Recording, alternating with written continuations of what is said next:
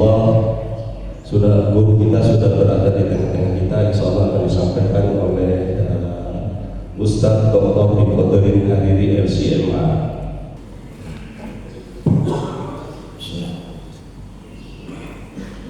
Assalamualaikum warahmatullahi wabarakatuh.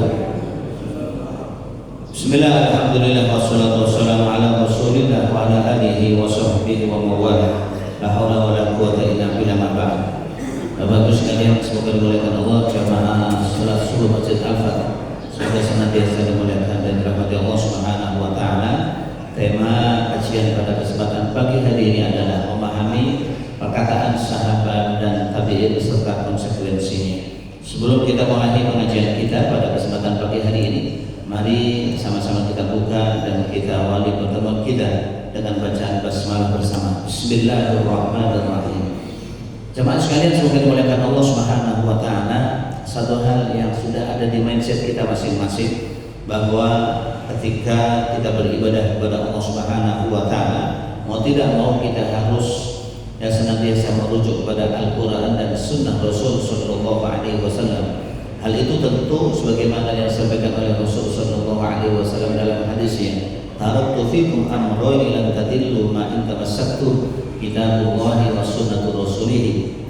Aku tinggalkan di tengah-tengah kalian dua hal yang apabila kalian berpegang teguh kepada dua hal tersebut, kalian tidak akan tersesat selamanya. Dua hal tersebut adalah kitabullah, kitab suci Al-Quran, wa sunnatu rasulih, dan sunnah Rasulullah Sallallahu Alaihi Wasallam. Ini merupakan perkataan Rasul yang disampaikan oleh Rasul Sallallahu Alaihi Wasallam dalam salah satu isi khutbah hajinya Rasul Sallallahu Alaihi Wasallam, yang merupakan haji wada, haji yang kali pertama dan kali terakhir yang dilakukan oleh Rasulullah Sallallahu Alaihi Wasallam.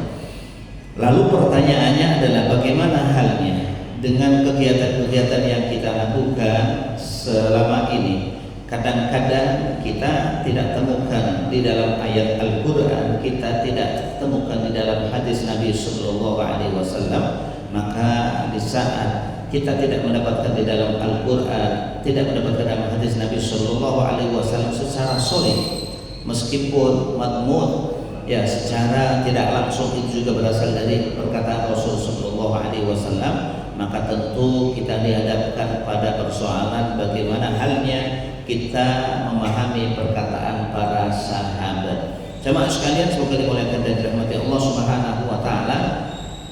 Sahabat adalah orang yang pernah bertemu dengan Rasul Sallallahu Alaihi Wasallam dan beriman kepadanya, meskipun tidak dapat melihat Nabi secara langsung karena buta, seperti Abdullah bin Ummi Maktum. Itulah yang namanya sahabat. Jadi kalau kita berbicara sahabat, maka tidak semua sahabat adalah ulama.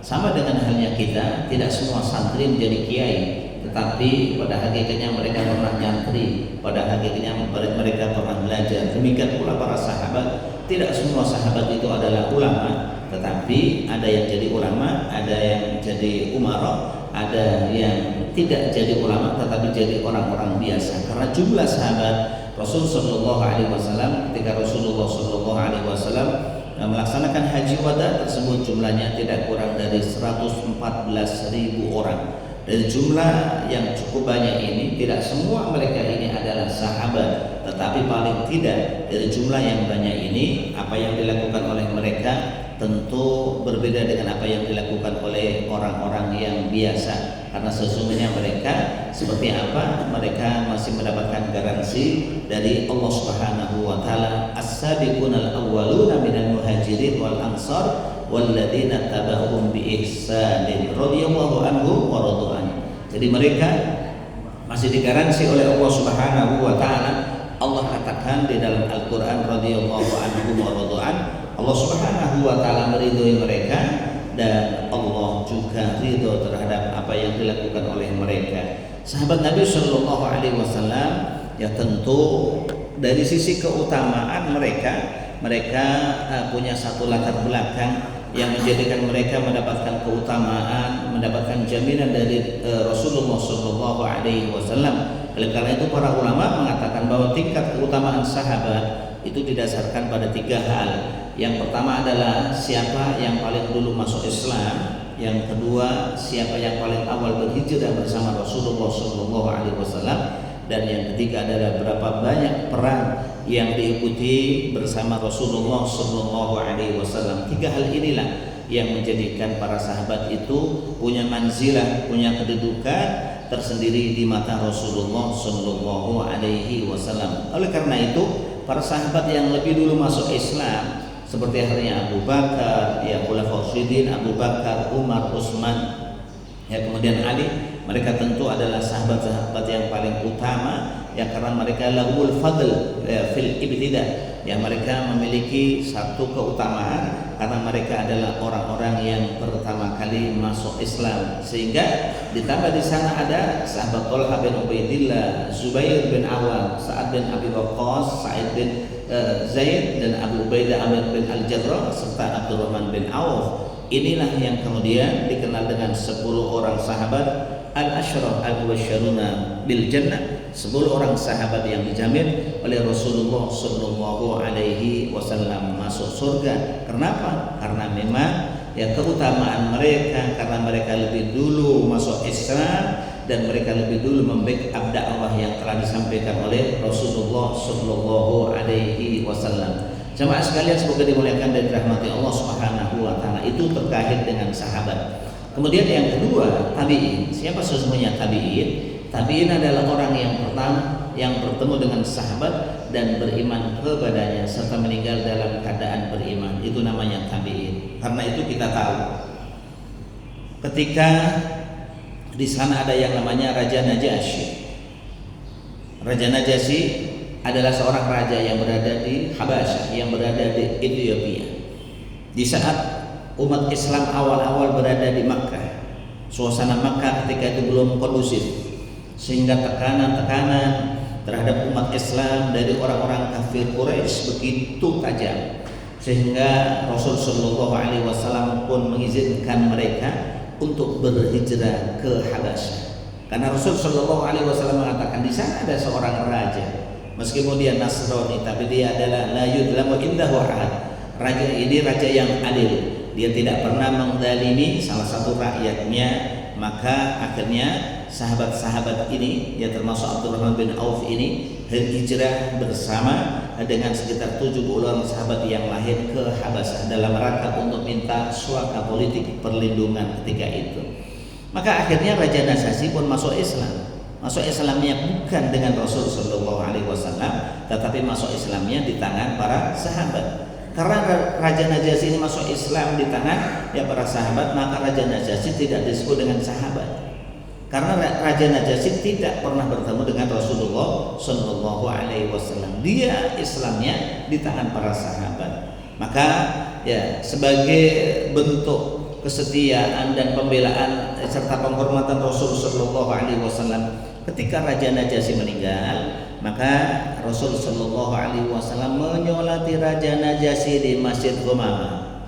Bapak-bapak kalau lagi haji umroh, ya mungkin ya sebelah kanan masjid, yang kemudian ada masjid yang kecil yang banyak burung merpatinya, itulah Masjid Qumamah. Jadi kalau Bapak lihat papan namanya ada tulisan bahasa Arab itu, disinilah Rasul Shallallahu Alaihi Wasallam menyolati Raja Najasyi ghaiban dengan salat ghaib, dan itulah salat ghaib yang pertama kali dilakukan oleh Rasulullah Shallallahu Alaihi Wasallam. Dan ini menjadi dasar dalam mazhab Syafi'i bahwa salat ghaib itu boleh dilakukan ya kapan saja, di mana saja. Satu contoh, kita mungkin ada saudara yang di kampung, karena satu dan lain hal ya dia meninggal, karena satu dan lain hal kita tidak sempat untuk pulang kampung, sehingga kita dimintai untuk melaksanakan sholat dengan cara sholat ghaib. Maka sholat ghaib yang kita lakukan itu adalah mengikuti pendapat mazhab Syafi'i. Ya, tetapi mazhab yang lain mengatakan tidak. Nah, kenapa Rasul Shallallahu Alaihi Wasallam menyolati Raja Najasyi dengan cara ya sholat ghaib? Alasannya karena Raja Najasyi di saat meninggal, di sana tidak ada yang ngurus, di sana tidak ada yang menyolati. Akhirnya Allah wahyukan kepada Rasul Shallallahu Alaihi Wasallam untuk menyolati Raja Najasyi. Tetapi mazhab Syafi'i melihat, yang dilihat adalah zahirnya, yang dilihat adalah faktanya.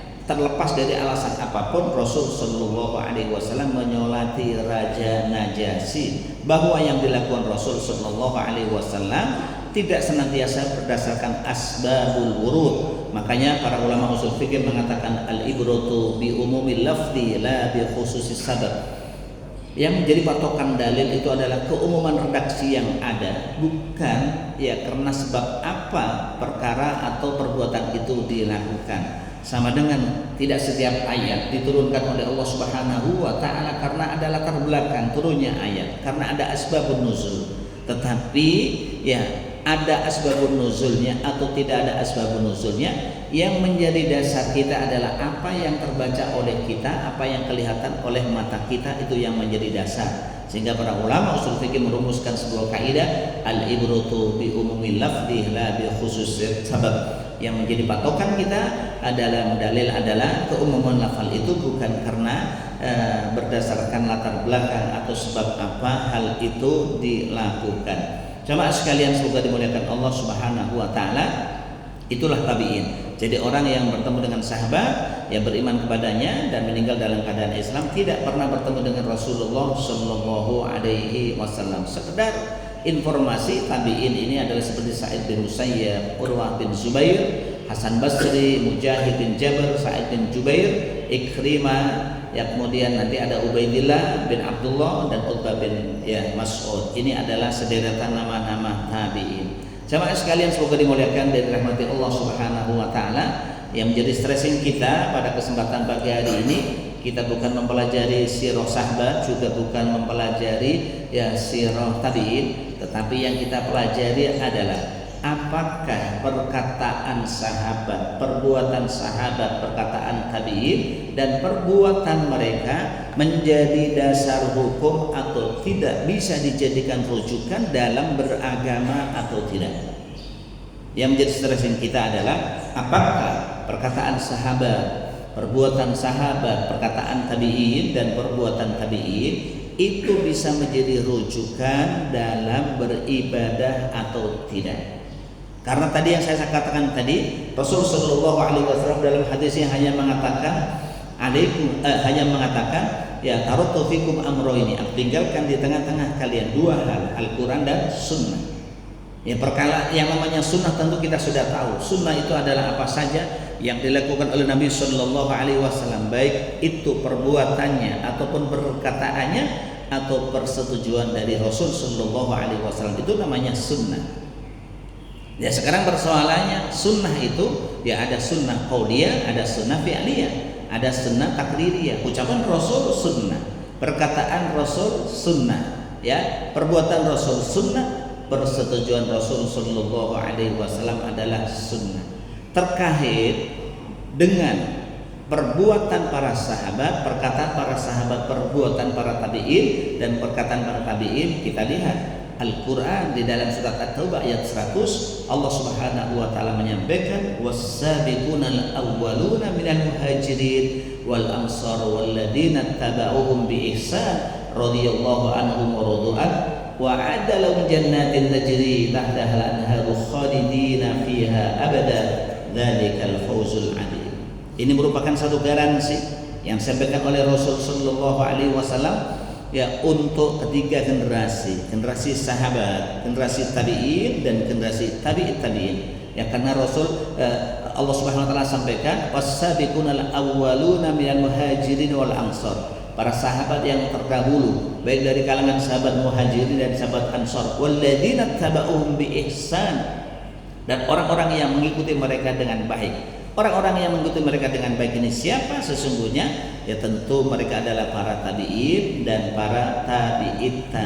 Jadi tiga generasi sahabat, tabi'in, pengikut tabi'in, ini merupakan generasi yang dijamin oleh Allah Subhanahu wa taala di dalam Al-Qur'an. Ya karena itu pada ayat ini kita lihat tafsir Al-Qurtubi maupun tafsir yang lahir bahwa Allah Subhanahu wa taala menginformasikan kepada kita tentang kelebihan para sahabat Muhajirin atau sahabat Ansar ya kemudian ya orang-orang yang mengikuti mereka, para tabi'in dan tabi'in sebagai generasi yang utama, generasi yang mendapatkan sanjungan dari Allah Subhanahu wa taala. Karena itu Rasulullah sallallahu alaihi wasallam dalam hadisnya ya mengatakan ya khairul quruni qarni tsummal ladina yalunahum tsummal ladina yalunahum. Sebaik-baik kurun, sebaik-baik generasi adalah generasi di mana aku hidup, kemudian generasi yang setelahnya, kemudian generasi yang setelahnya. Jadi khairul quruni qarni tsummal ladina yalunahum tsummal ladina yalunahum. Ya sebaik-baik kurun adalah kurun di mana aku hidup, kemudian kurun yang setelahnya, kemudian kurun yang setelahnya. Itulah yang disampaikan sebaik-baik kurun. Sedangkan penjelasan dari kurun yang lain itu nanti kita lihat. Jadi makna hadis tersebut kata Imam Nawawi bahwa kurun tersebut yang dimaksudkan adalah kurunnya Nabi dan para sahabatnya.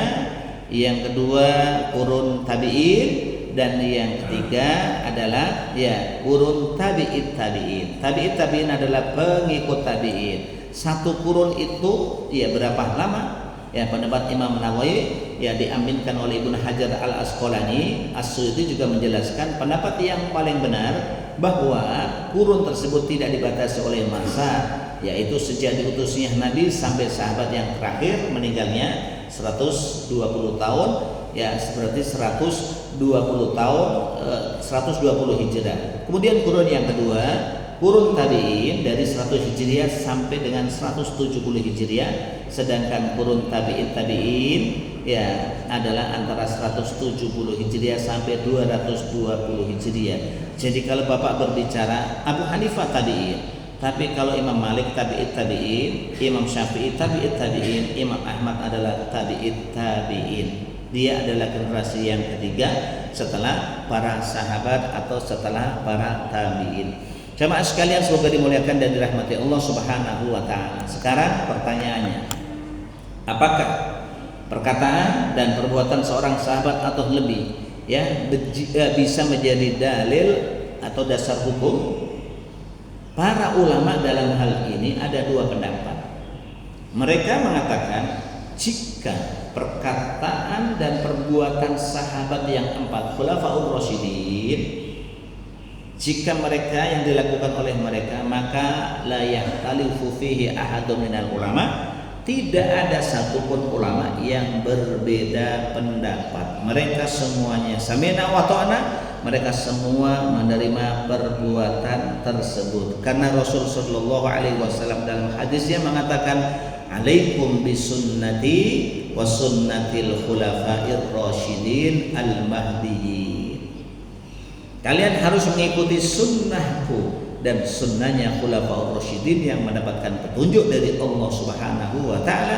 Addu 'alaiha bin nawajid, dan pegang eratlah sunnah tersebut ya dengan kuat. Hadis riwayat Bukhari Muslim. Jadi ini kalau kita lihat bahwa ketika perbuatan itu dilakukan oleh sahabat yang empat, Abu Bakar, Umar, Utsman, Ali, maka tidak ada seorang pun ulama yang berbeda pendapat. Karena itu langsung digaransi oleh Rasul sallallahu alaihi wasallam. Maka ketika orang berbicara masalah satu contoh tarawih 20 rakaat, apakah itu ada dalilnya atau tidak? Jelas hal itu dilakukan oleh sahabat Umar radhiyallahu anhu. Sahabat Umar radhiyallahu anhu enggak ada yang berbeda pendapat. Enggak ada yang berbeda pendapat. Ya karena itu pendapat Umar radhiyallahu anhu. Jadi yang melakukan tarawih pada zaman Rasul sallallahu alaihi wasallam, kata Aisyah radhiyallahu anha enggak lebih dari ya 11, ya 4-4-3. Saya tidak tahu seperti apa panjangnya salatnya Rasul, seperti apa bagusnya salatnya Rasul sallallahu alaihi wasallam. Itu kata Aisyah radhiyallahu anha, tidak lebih. Dan tarawih pada zaman Rasul sallallahu alaihi wasallam dilakukan tengah malam. Artinya ya sekitar jam 2 sampai menjelang subuh. Tetapi pada zaman Umar bin Khattab radhiyallahu anhu, tarawih dilakukannya adalah setelah salat Isya dengan jumlah rakaat yang banyak, ya dengan sebagaimana riwayat yang sudah populer adalah dengan 20 rakaat dengan witir 3. Tetapi persoalannya nanti pada masa Khalifah Umar bin Abdul Aziz, ya, di Madinah itu tarawih dilaksanakan dengan 36 rakaat dengan witir 39 rakaat. Ya, kalau kita lihat apakah itu menjadi dalil buat kita, selama itu perbuatan Khulafaur Rasyidin, maka hal itu tidak ada yang menolak, hal itu adalah dimaklumi. Maka kalau kita lihat, ya, di Mekah jemaah sekalian, di Masjidil Haram maupun Masjid Nabawi tarawihnya 20 rakaat. Tetapi persoalannya di luar Makkah, di luar Masjidil Haram, fi nafsu Makkah, ya, masih di kota Makkah, yang masih di kota Madinah. Jadi an-nas yakhtalifun, mereka berbeda, ya, mereka berbeda pelaksanaan tarawih. Ada yang melaksanakan 11 rakaat, ada yang melaksanakan, ya, 13 rakaat. Karena saya masih ingat awal kali pertama 2007 di saat saya haji ketika itu, ya, saya nanya, ya, kepada syekh-syekh yang ada di Masjidil Haram, tepatnya di ruang fatwa, ruang istifta, ya, ruang konsultasi agama, Maktabul Ifta wal Irsyad. Saya tanya, Syekh, wallahi ra'aitu anna tarawih fil Masjidil Haram, ya, 20 rakaat, kemudian, ya, di Masjid Nabawi juga 20 rakaat. Tetapi kata Aisyah radhiyallahu anha, Aisyah mengatakan Rasul di bulan Ramadan maupun bulan yang lain tidak lebih dari 11 rakaat. Saya tanya, alaysa hadza yukhalifu sunnah? Bukankah yang dilakukan di Masjidil Haram dan Masjid Nabawi ini menyalahi sunnah Rasul sallallahu alaihi wasallam? La. Wallahi la yukhalifu sunnah. Ini tidak menyalahi sunnah Rasul sallallahu alaihi wasallam.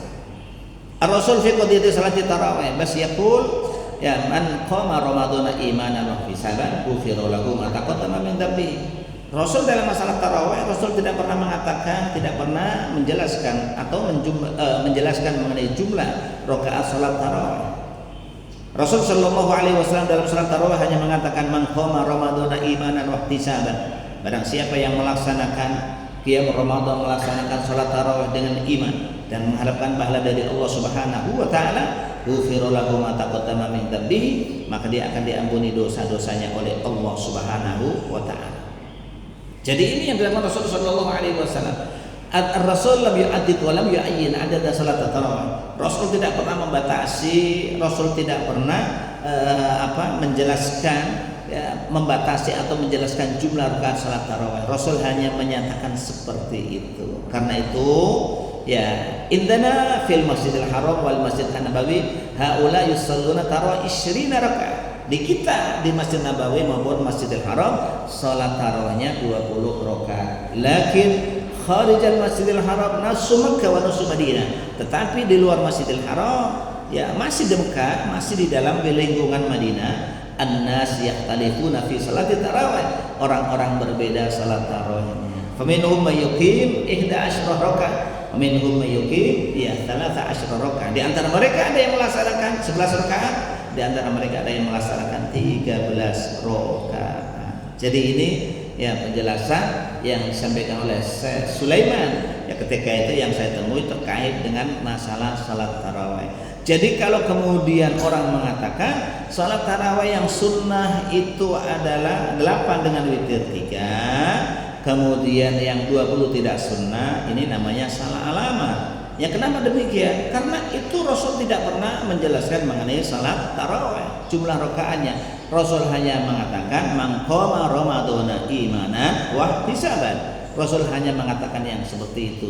Sehingga yang 20 rakaat yang dilakukan oleh umat ini sunnah. Sunnahnya apa? Sunnah qauliyah. Ini merupakan sunnah ucapan perkataan Rasul, karena Rasul menyuruh kita agar kita mengikuti, ya, khulafaur rasyidin. Alaikum bisunnati wa sunnatil khulafair rasyidin al-mahdiyyin. Demikian pula jamaah sekalian terkait dengan adzan Jumat 2 kali. Sampai sekarang di Masjid Nabawi, Masjidil Haram adzan Jumatnya masih 2 kali. Kenapa mereka adanya 2 kali? Karena itu tidak dilakukan oleh Rasul sallallahu alaihi wasallam. Ya, saya tanya juga adzan Jumat. Kenapa adzan Jumatnya 2 kali di Masjidil Haram sama Masjid Nabawi? Bukankah pada zaman Rasul sallallahu alaihi wasallam adzan Jumatnya hanya sekali? Nah, kata syekhnya, lakin hada hadasa fi ahdi Utsman bin Affan radhiyallahu anhu. Adzanul Jum'ah marratan hadatsa fi ahdi Utsman. Dan Jumat 2 kali itu terjadi pada masa Utsman bin Affan wa Utsman minal khulafa'ir rasyidin, sedangkan Utsman itu termasuk bagian dari khulafa'ur rasyidin, sedangkan Rasul menyuruh kita agar kita mengikuti khulafa'ur rasyidin. Jadi jawabannya hanya seperti itu.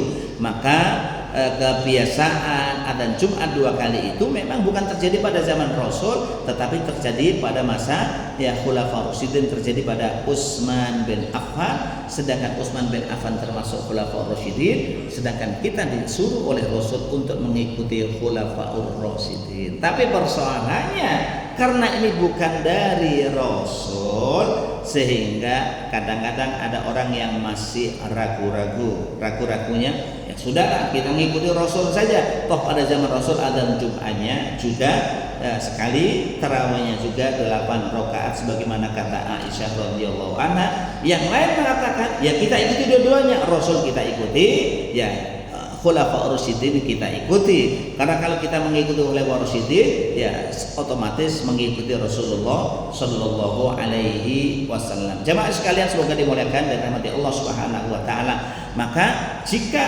perbuatan dan perkataan itu dilakukan oleh khulafa'ur rasyidin, tidak ada perbedaan di antara para ulama. Tetapi persoalannya jika perbuatan itu dilakukan selain khulafa'ur rasyidin, maka para ulama banyak berbeda pendapat. Ada yang mengatakan boleh diikuti, ada yang mengatakan tidak boleh. Jemaah sekalian semoga dimuliakan dan dirahmati Allah Subhanahu wa taala. Sekarang kita lihat bagaimana kedudukan sahabat di mata Rasulullah sallallahu alaihi wasallam. Rasul dalam hadis riwayat Muslim mengatakan an-nujumu amanatun lis-sama fa idza dhahabatin nujum atas sama amatuha wa ana amanatun li ashabi fa idza dhahabtu ata ashabi ma yu'adun wa ashabi amanatun li ummati fa idza dhahaba ashabi ata ummati ma yu'adun, rawahu Muslim. Ya, Bapak bisa baca terjemahannya dari sahabat Abu Musa al-Asy'ari radhiyallahu anhu. Nabi bersabda, bintang-bintang itu bentengnya langit. Jika bintang-bintang jatuh, maka datanglah ancaman terhadap langit. Saya adalah bentengnya sahabat-sahabatku. Jika aku wafat, maka datanglah kepada mereka apa yang diancamkan. Sahabat-sahabatku adalah bentengnya umatku. Jika mereka wafat, maka datanglah apa yang diancamkan kepada mereka. Hadis riwayat Muslim. Hadis sahih ini maknanya tidak jauh dengan hadis yang berbunyi ashabi kan nujum bi ayyihim iktadaitum. Para sahabatku seperti bintang-bintang yang ada di langit, dengan siapa saja kalian mengikuti kalian akan mendapatkan petunjuk. Hadis dengan redaksi seperti itu disampaikan oleh Al-Baihaqi. Hadis itu dhaif, tapi makna hadis riwayat Muslim ini dari Abu Musa al-Asy'ari sampai dengan hadis yang saya sampaikan tadi. Ya. Jadi para sahabatku seperti bintang-bintang yang ada di langit, dengan siapa saja kalian mengikuti kalian akan mendapatkan petunjuk. Dan hadis ini merupakan salah satu dasar, salah satu manhaj yang dipedomani oleh ormas terbesar di Indonesia. Salah satu pedomannya adalah NU menggunakan hadis ini, menggunakan tadi ashabi kan nujum bi ayyihim ihtadaitum. Jamaah sekalian semoga dimuliakan Allah Subhanahu wa taala. Pada hadis tersebut Nabi Shallallahu alaihi wasallam menyerupakan sahabat-sahabatnya dengan bintang-bintang. Sedangkan bintang adalah sesuatu yang dapat digunakan untuk memberikan petunjuk. Hal ini menunjukkan bahwa ucapan dan perbuatan sahabat adalah menjadi hujjah atau dalil. Jadi perbuatan sahabat dan ini menjadi hujjah atau dalil. Kalau kita lihat perkataan Ibnu Qayyim cukup bagus. Bapak bisa lihat, kita dan para sahabat bertemu dalam beberapa hal dan berbeda dalam beberapa hal.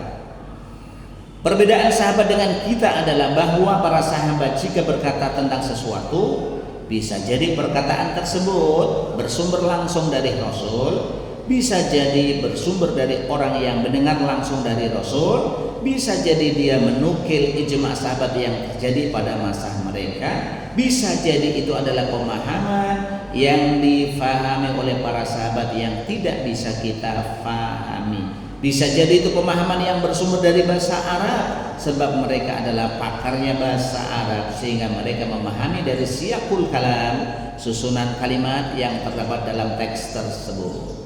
Jadi ini sahabat. Bedanya sahabat dengan kita begitu. Sama-sama tidak maksum sama dengan kita.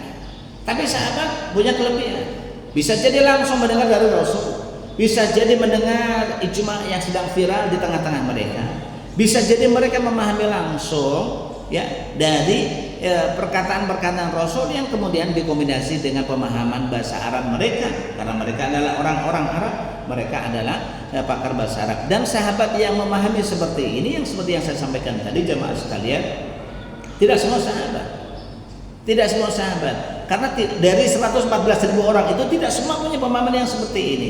Yang punya pemahaman terhadap teks Al-Quran maupun hadis itu adalah orang-orang, atau dalam bahasa yang singkat, mereka adalah para ulama. Mereka adalah para ulamanya di kalangan para sahabat. Maka persoalannya adalah perkataan dan perbuatan tabi'in sekarang. Kalau sahabat tadi sudah selesai. Sekarang bagaimana perkataan dan perbuatan tabi'in, apakah menjadi dalil? Nah, ini ya yang menjadi perdebatan di antara para ulama.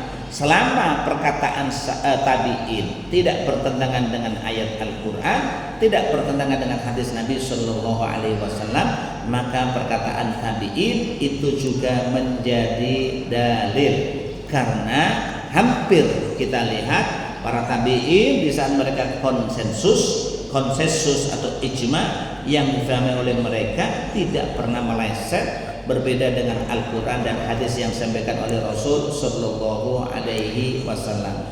Sekarang jemaah sekalian, contoh yang paling simpel, kita kasih contoh perbuatan sahabat khulafaur rasyidin. Tadi sudah saya sampaikan, Abu Bakar menghimpun Al-Quran dalam satu mushaf. Jadi yang namanya menghimpun Al-Quran itu pada masa Abu Bakar.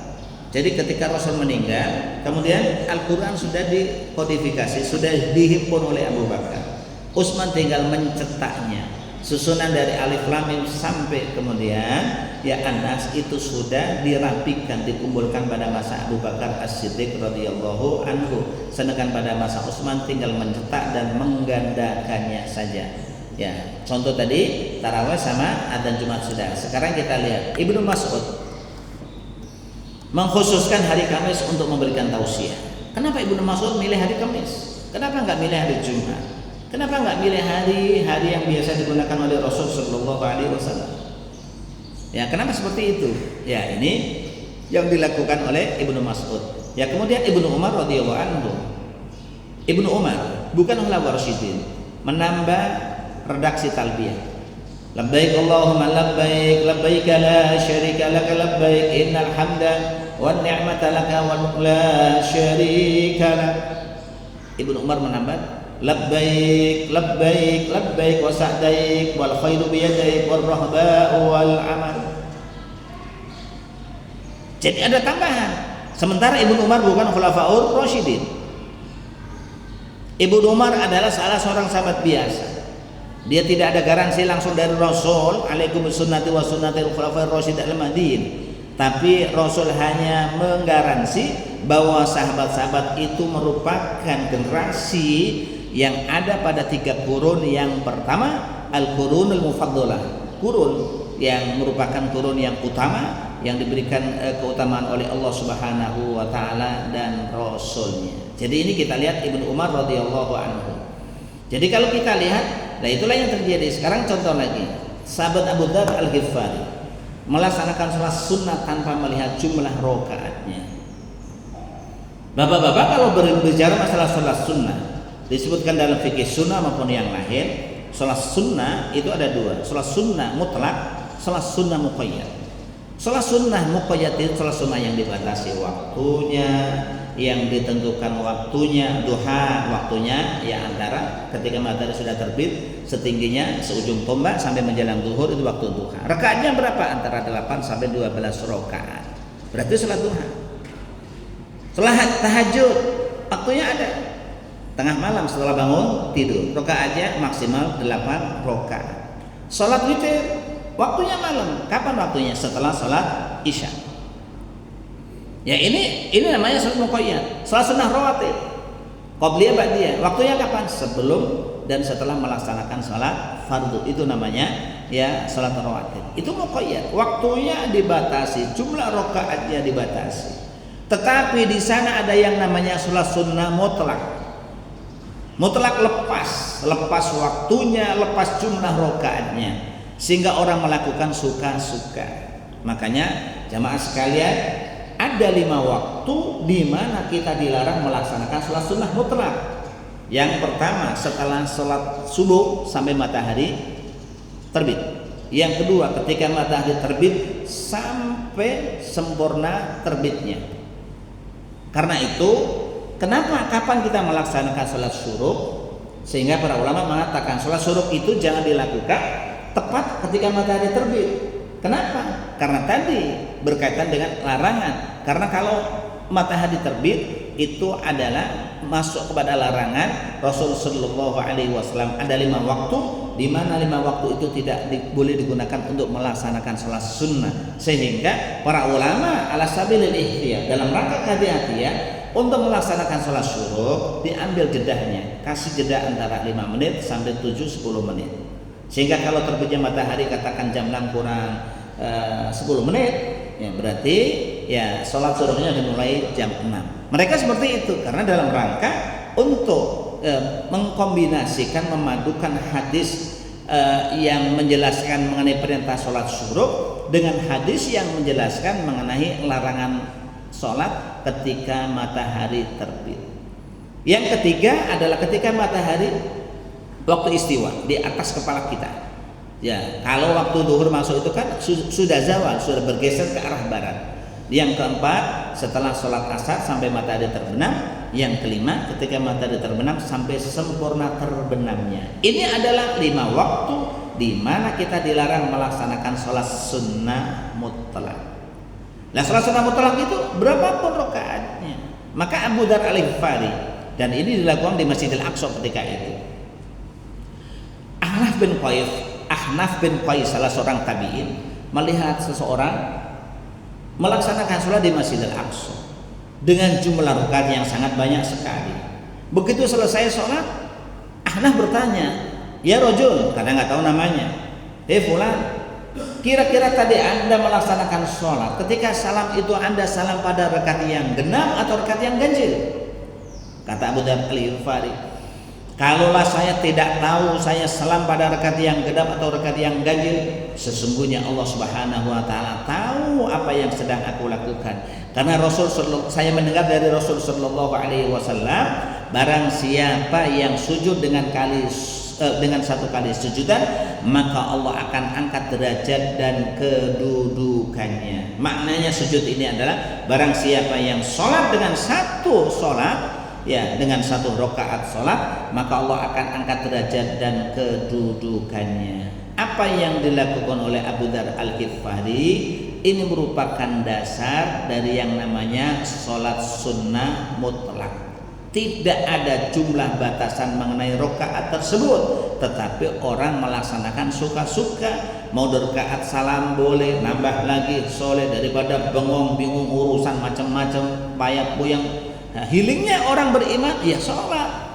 Ya gimana caranya? Sholat, ambil air wudhu, sholat kepada Allah. Berapa rakaat yang kita mau? Yang penting jangan pada 5 waktu tersebut. Jamaah sekalian semoga dimuliakan dan dirahmati Allah Subhanahu wa taala. Kemudian 2 orang sahabat, contoh. Ini 2 orang sahabat selesai bertemu, keduanya senantiasa membaca surat Al-Asr. Jadi kalau Bapak baca tafsirnya surat Al-Asr dalam Ibnu Katsir satu contoh, maka Bapak di sana akan ada penjelasan. Para sahabat Nabi Shallallahu Alaihi Wasallam ketika mereka bertemu antara satu dan yang lain, keduanya sebelum berpisah mereka saling membisikkan ucapan wal asri innal insana lafi khusr illa alladziina amanu dan seterusnya al-ayat. Sehingga bapak-bapak masih ingat dulu kalau masih kecil, masih di kampung, ya halaman masing-masing ketika masih sekolah madrasah diniyah atau sekolah SD mungkin barangkali atau madrasah diniyah atau ngaji, ya sebelum pulang gimana kata gurunya? Ayo kita baca wal asri bareng-bareng. Wal asri innal insana lafi khusr. Ini dasarnya. Ini dasarnya. Dan ini masih banyak dipakai di pesantren-pesantren. Sebelum mereka bubar, kemudian mereka membaca ini.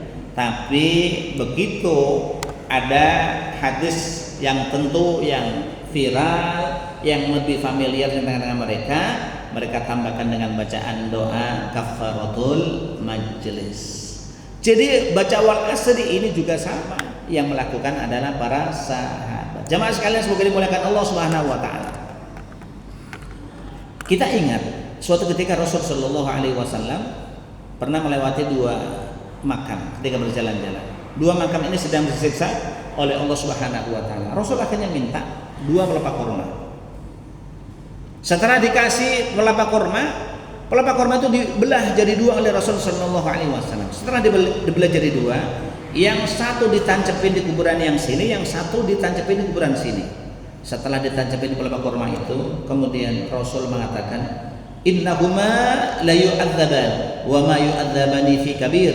Kedua penghuni makam ini sedang disiksa oleh Allah Subhanahu wa taala. Keduanya tidak disiksa oleh Allah karena urusan dosa besar. Yang satu ini masalahnya karena dia ketika hidupnya masih suka mengadu domba orang lain. Kemudian yang kedua, yang satu lagi ini kalau dia pipis dia kepet alias nggak cebok.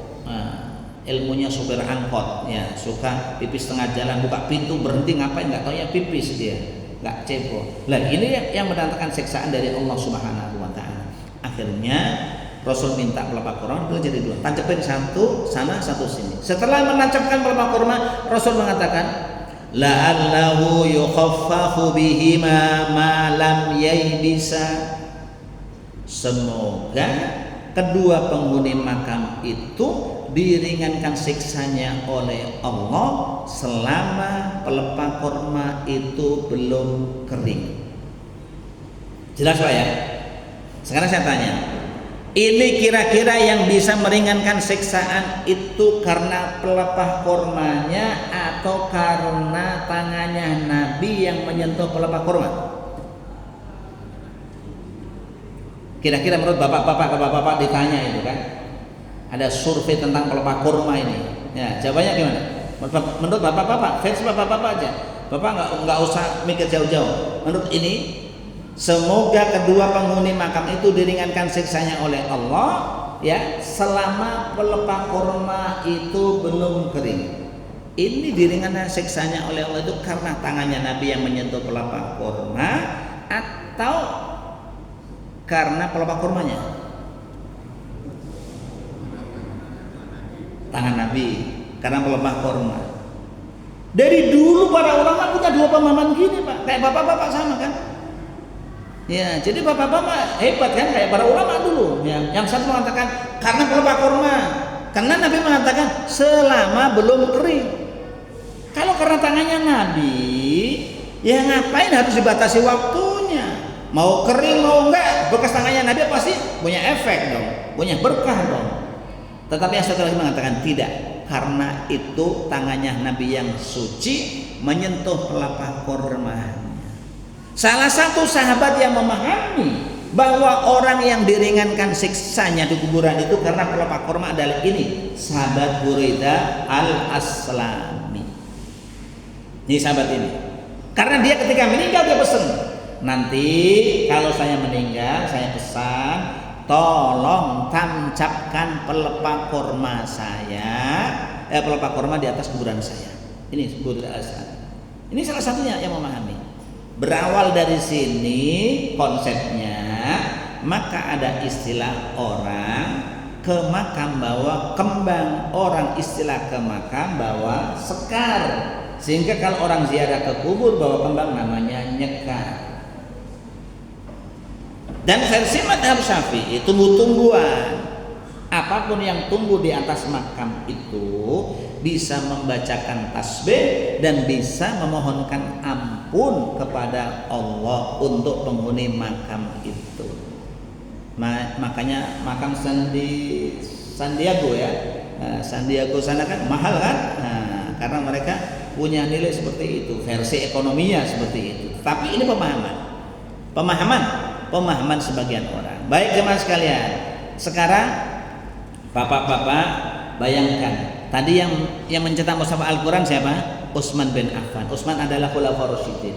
Bapak jangan bayangkan mushaf yang dicetak oleh Utsman bin Affan itu sudah ada harokatnya, sudah ada titiknya. Belum ada, masih gundul. Gundulnya bukan seperti kitab kuning, kitab gundul itu bukan. Gundulnya itu nggak ada titiknya, nggak ada harokatnya. Jadi Bapak kebayang, Bismillahirrahmanirrahim, Alhamdulillahirabbil alamin. Bapak nggak ada harokatnya alhamdulillahi, lahnya panjang atau pendek, nggak ada tandanya. Robbi, baknya nggak ada titiknya di bawah. Al alamin, no-nya nggak ada titik di atas. Jadi pada zaman Utsman begitu, pada zaman sahabat begitu Qur'annya. Masih gundul. Gundulnya gundul mia-mia. 100% masih gundul. Enggak ada titiknya untuk membedakan ba mana, membedakan nun mana, membedakan tak mana. Harokatnya enggak ada. Pertanyaan, siapa yang menemukan harokat itu? Ini Abul Aswad Ad-Du'ali yang menemukan tanda titik pada mushaf Al-Qur'an. Titiknya ba ada ba, ta ada titik 2 di atas, ta ada titik 3 di atas, nun ada titik 1 di atas.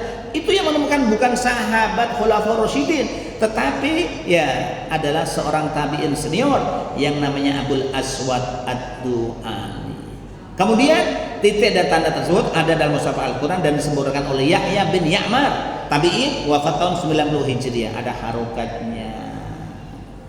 Dan dilanjutkan oleh Khalil bin Ahmad Al-Farahidi. Pertanyaannya, kira-kira ada yang menolak enggak? Sekarang ada yang komplain enggak? Saya mah pengennya mushaf langsung dari Rasul, mushaf dari sahabat yang sunnah. Nanya mushaf yang sunnah, enggak ada enggak yang komplain? Pengennya mushaf yang sunnah langsung. Ini bukan sunnah dari tabi'in. Ada yang komplain? Enggak ada. Kompak semuanya, terima.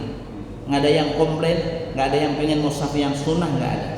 Jadi mushafnya ya mushaf yang tulisannya dari Abul Aswad, salah seorang tabi'in senior. Jadi ternyata perbuatan tabi'in diterima juga. Bukan sahabat 4 tapi tabi'in.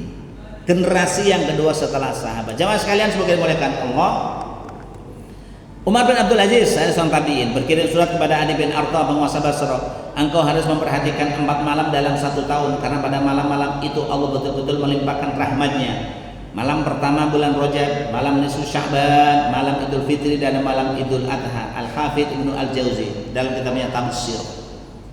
Kenapa orang pada malam nisfu Sya'ban pada ribet-ribet, pada ngumpul-ngumpul baca Yasin, baca itu?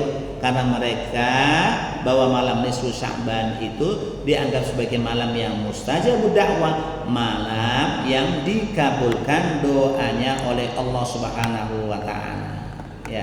Sama ini ya, atau bin Yasar, salah seorang tabi'in. Tidak ada malam yang lebih baik selain malam Lailatul Qadar daripada malam nisfu Sya'ban. Malam nomor 1 yang paling baik malam Lailatul Qadar. Malam yang kedua yang paling baik adalah malam nisfu Sya'ban. Karena pada malam itu Allah Subhanahu wa taala turun ke langit dunia sehingga Allah mengampuni dosa-dosa hambanya, kecuali orang musyrik, orang yang sedang bermusuhan, atau orang yang memutuskan hubungan silaturahim. Sekarang kenapa orang-orang pada ngumpul di masjid pada malam nisfu Sya'ban? Alasannya kata Al-Hafidz Ibnu Rajab Al-Hambali, pada malam nisfu Sya'ban para tabi'in dari Syam. Syam itu Suriah sekarang ini. Syam itu ada Suriah, Lebanon, Yordan, Palestina, itu Syam. Syam pada waktu itu ada 4 negara. Suriah, Lebanon, ya kemudian Yordan sama Palestina, itu Syam. Kata Ibnu Rajab, pada malam nisfu Sya'ban para tabi'in senior dari Syam seperti Khalid bin Ma'dan, Luqman, Makhul, Luqman bin Amir dan lainnya mengagungkan dan bersungguh-sungguh beribadah pada malam tersebut. Mereka pakai baju yang bagus, masuk ke masjid untuk beribadah kepada Allah Subhanahu wa taala. Jamaah sekalian semoga dimuliakan Allah. Jadi ini pemahaman para ulama mengenai perkataan para sahabat, para tabi'in dan para tabi'in dan konsekuensinya. Oleh karena itu, dalam kehidupan kita tentu kita bisa membaca apa yang dilakukan oleh sekelompok orang, apa yang dilakukan oleh sekelompok masyarakat. Pasti mereka ketika beribadah, bahasanya ibadah, tidak mungkin mereka beribadah dengan ilmu, karena mereka meyakini wa kullu man ya'malu bi ghairi ilmin, ya wa kullu man, jadi setiap orang yang beribadah tanpa ilmu, a'maluhu mardudatun la tuqbalu, amal perbuatannya dia ditolak oleh Allah Subhanahu wa taala, tidak ada diterima. Hanya saja persoalannya, keilmuan seseorang itu tergantung sudut pandangnya masing-masing. Ada keilmuan mereka hanya mengatakan bahwa ibadah dasarnya Al-Quran dan hadis saja, yang lain nggak terima. Ada yang begitu. Ada keilmuan seseorang mengatakan dasarnya Al-Quran dan hadis, tetapi turunan dari hadis itu banyak. Ya, orang mengikuti sahabat, mengikuti hadis, mengikuti tabi'in, mengikuti hadis. Karena mustahil para tabi'in, para sahabat yang lain itu mereka melakukan sesuatu berdasarkan pendapatnya sendiri yang dilakukan oleh mereka, ya tentu senantiasa mendasarkan atau merujuk apa yang dilakukan oleh para sahabat senior, ya oleh Nabi Shallallahu Alaihi Wasallam. Sehingga dengan demikian jamaah sekalian, yang saya sampaikan ini hendaknya membuka mindset kita. Jangan kemudian kita sering mengatakan seseorang melakukan ini nggak ada dasarnya, ini nggak ada dasarnya, tetapi ditelusuri dulu. Kira-kira itu sejarahnya ada seperti apa? Perkara setuju atau tidak itu urusan masing-masing. Tetapi persoalannya hendaknya pemahaman kita, pengetahuan kita tentang hal-hal yang seperti ini kita juga harus tahu. Sehingga ketika kita harus tahu, kita akhirnya saling menghormati antara satu dan yang lain. Kita memaklumi, oh pernah ada pada zaman tabi'in. Kan tabi'in, nggak boleh kita terima, kan bukan nabi. Sekarang kalau Anda tidak mau menerima tabi'in, kenapa Anda mau menerima mushaf Al-Quran yang ada harokatnya, yang ada titiknya? Sementara harokat dan titik itu yang menemukan bukan sahabat, bukan khalifah rasyidin, tetapi adalah tabi'in. Ini persoalannya seperti itu. Sehingga sekali lagi materi ini tujuannya adalah dalam rangka membuka wawasan ya kepada jamaah sekalian, agar jangan kita gampang mengatakan kepada orang ini dan itu nggak ada dasarnya, nggak ada sunnahnya, nggak ada elemen. Jangan mengatakan begitu. Setiap orang ketika melakukan ibadah pasti ada dasarnya. Dasar dari mana? Ya Al-Quran dan hadis. Hanya saja barangkali mungkin pemahaman hadisnya antara satu dengan yang lain berbeda pendapat. Yang satu pemahaman hadisnya hanya sampai di situ, saya nggak dikembangkan yang lain. Yang satu lagi pemahaman hadisnya dikembangkan. Sehingga kalau hal ini bisa kita pahami antara satu dengan yang lain, maka ukhuwah Islamiyah akan terwujud dalam kehidupan kita. Kita tidak saling mengawasi, kita tidak saling tajasus, mencari-cari kesalahan orang, kita tidak saling mengintai itu kira-kira apa itu. Ya, jangan sampai model-model yang seperti ini ada. Kalau ada, itu berbahaya dalam kehidupan kita. Berapa banyak ya masjid yang rebutan jadi ketua DKM. Loh kenapa? Rebutan jadi ketua DKM? Karena tadi begitu dia sudah berhasil jadi ketua DKM, dia berhasil menyampaikan mindset undang-undangnya itu untuk ya dilaksanakan di masjid itu. Sementara belum tentu jamaahnya sependapat atau sememikiran dengan ketua DKM. Nah ini persoalannya. Maka ini yang terjadi ya. Saya ingin sampaikan seperti ini, dan pengalaman saya ya, saya sudah mengawal yang ini 20 tahun yang lalu ya, urusannya begitu-gitu. Di mana-mana masjid ya rebutan jadi ketua DKM, ibu-ibu rebutan jadi ketua Majelis Taklim. Karena sudah berhasil jadi ketua Majelis Taklim, ibu-ibu akan membawa ustadz-ustadz yang cocok untuk dia, yang nggak cocok di itu. Ya kan, saya juga suatu ketika cerita, saya ini ngajar ibu-ibu saya di Keranggan. Tanpa babi ibu nggak ada tiba-tiba saya di WA Ustadz, mohon izin menyampaikan, mungkin barangkali Ustadz hari ini adalah hari yang terakhir ya, karena kita ingin ingin cari situasi yang lain ya, mungkin barangkali selanjutnya ada yang ngajar lagi. Akhirnya saya ngajar, saya sampaikan kepada ibu-ibu pamitan, ibu-ibu mohon maaf, mungkin barangkali ini adalah pertemuan yang terakhir ya. Saya tadi di WA oleh ketua masjid yang baru bahwa gitu. Hah? Kok gitu Ustaz? Maksudnya gimana Ustaz? Jadi Ustaz yang terakhir? Iya, saya yang terakhir. Oh gitu. Jadi Ustaz diganti katanya. Kok nggak bilang-bilang sama yang tua, ini gimana sih gitu? Coba bayangkan. Sampai seperti itu. Ya kenapa persoalannya? Karena mereka meyakini bahwa mungkin apa yang saya sampaikan selama ini dianggap salah, apa yang saya sampaikan selama ini dianggap menyimpang, tidak sesuai dengan mindset dan tidak sesuai dengan keinginan mereka. Jadi kita buka wawasan dengan yang seperti ini, perkara ikut atau tidak sesuai dengan hati masing-masing. Yang jelas ini merupakan pintu kita untuk membuka wawasan tentang Islam ini, dan itulah yang difahami oleh ya para ulama dari generasi tabi'in sampai tabi'in dan generasi yang lain. Wallahu a'lam bishawab. Mudah-mudahan bermanfaat. Karena lontongnya sudah siap, bapak-bapak enggak konsen ke sini, konsennya ke sana terus tadi saya lihat. Ya, konsennya udah lihat ke belakang gitu ya. Maka rasanya kurang etis ya kalau saya lanjutkan. Mudah-mudahan bermanfaat, kurang lebih mohon maaf. Sama-sama kita akhiri subhanakallahumma wa bihamdika asyhadu an la ilaha illa anta astaghfiruka wa atubu ilaik. Walhamdulillahirabbil alamin. Wabillahi taufiq wal hidayah. Assalamualaikum warahmatullahi wabarakatuh.